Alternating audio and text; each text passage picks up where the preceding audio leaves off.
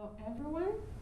In this series of videos I'm going to perform a few tarot readings about topics I got interested in, such as, for example, the medieval ages. I'm going to take a few pieces of art from the medieval ages, or from what's considered to be medieval ages, and I'm going to ask the cards about what exactly is depicted there and some details and so on. Then I'm going to make a reading about symbolic emblems, occult symbolism. I'm going to take also some pictures and ask the cards what exactly is meant under this symbol or that, and so on. We will try to decipher occult symbolism with the help of the cards and some other interested readings.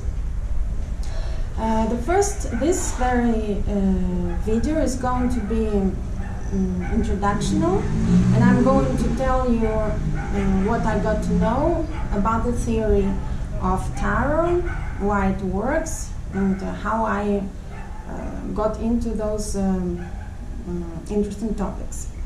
So I started learning tarot some time ago, and my university profession is sociologist, so it's about symbolism as well.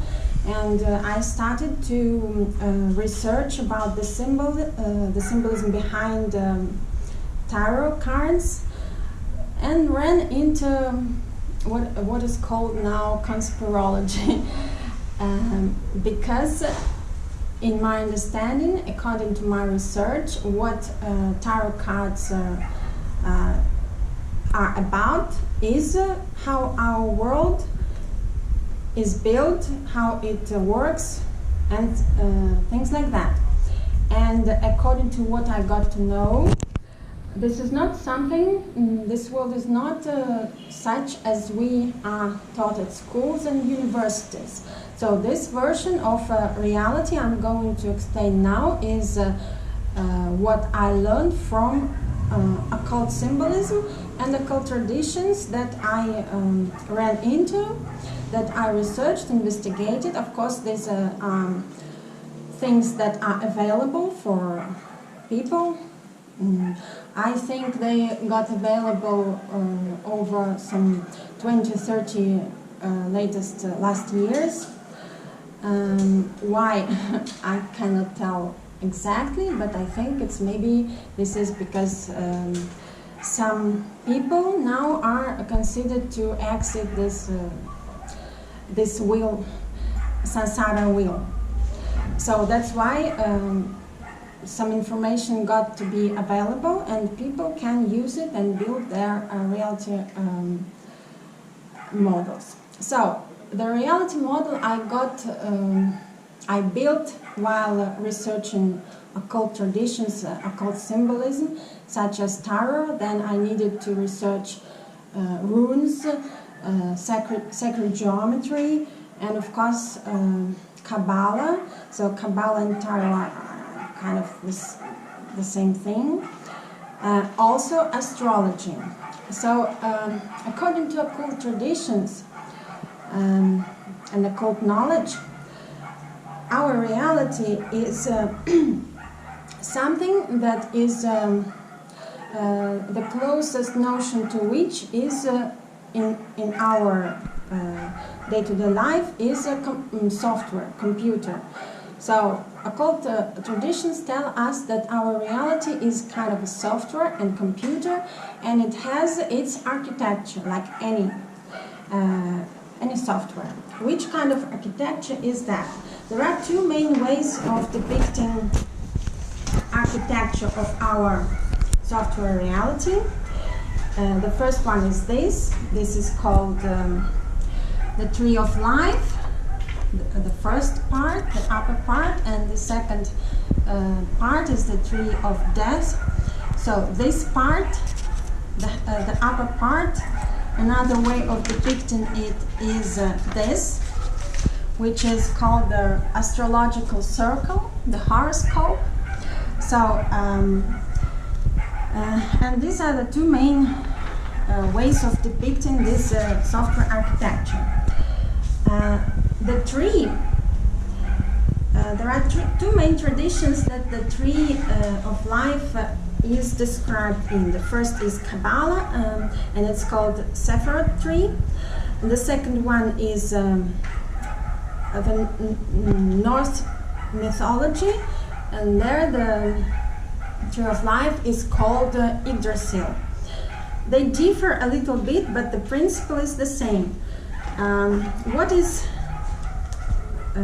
the principle of this tree of life? How does it work? Well, I'm going to start here, I guess. So, the world, when the world came into being, there was some kind of primary reality that occultists called prime matter, dark matter, ether, physical vacuum, and so on. It's kind of a primary reality that works like a quantum computer. And it gets active when a divine sparkle emerges there. Why it emerges, I didn't find the roots of or some explanations of it. They just start from where it already emerges. The divine sparkle emerges, and there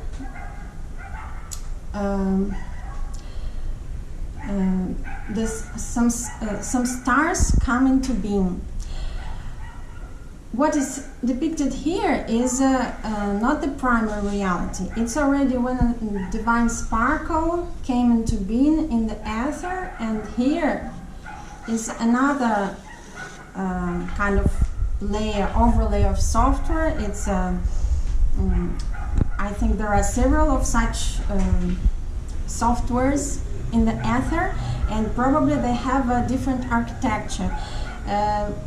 Another term to describe this, I would say, is in our day-to-day life, is the matrix.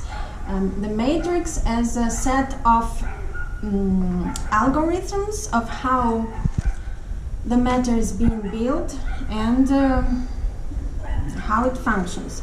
So in this very picture, let's imagine that the divine sparkle came into being in the ether, and here it enters this software, this kind of computer game. Let's call it computer game for our convenience. It comes here, enters this reality, and here we get two poles. It gets polarized. Divine sparkle is, from one point of view, it's a battery, it's a charge. From another point of view, it's mind, it's mental, and mind meaning how it makes the prime matter spin, the patterns of prime matter spinning. In this occult emblem, we can see